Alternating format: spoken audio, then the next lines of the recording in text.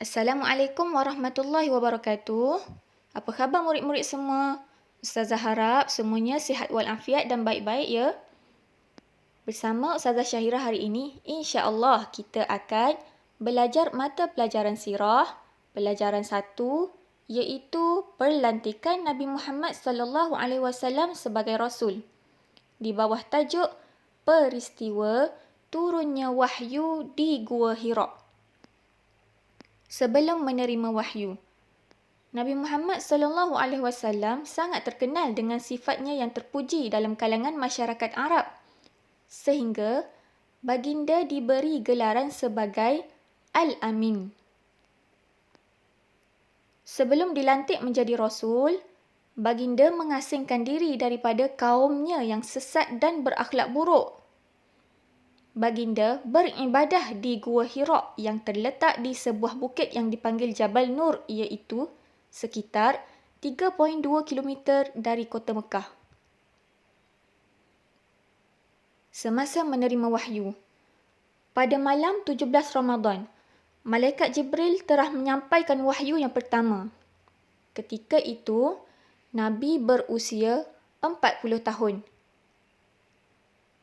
Ketika Nabi sedang beribadah di Gua Hira, datanglah Malaikat Jibril dan berkata, "Iqra", yang bermaksud bacalah. Akan tetapi Nabi menjawab, "Ma ana biqari'in", aku tidak tahu membaca.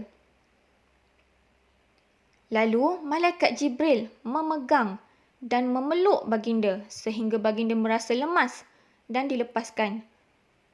Kemudian Malaikat Jibril berkata lagi kepada Nabi, "Iqra", bacalah. Akan tetapi baginda tetap menjawab, "Aku tidak tahu membaca."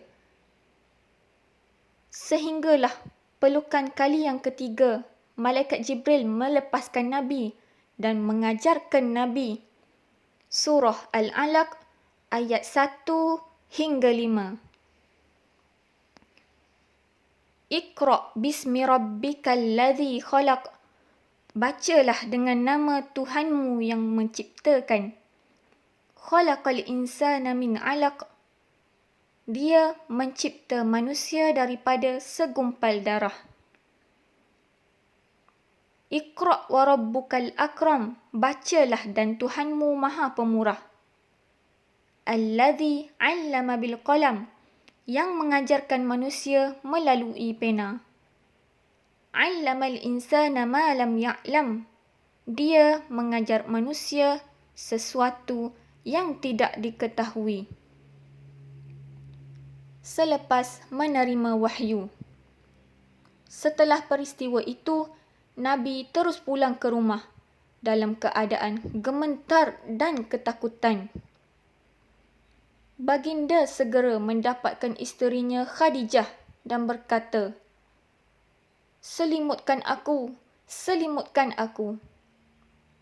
Lalu Khadijah segera menyelimutkan baginda sehingga hilanglah rasa takut baginda. Kemudian baginda menceritakan apa yang telah berlaku ke atas dirinya dan Khadijah menenangkan baginda. Kerana bimbang dengan keadaan Nabi, Khadijah membawa Nabi bertemu dengan sepupunya yang bernama Waraqah bin Naufal, yang merupakan seorang penganut agama Nasrani dan mengetahui tentang tanda-tanda kenabian. Nabi menceritakan apa yang telah berlaku.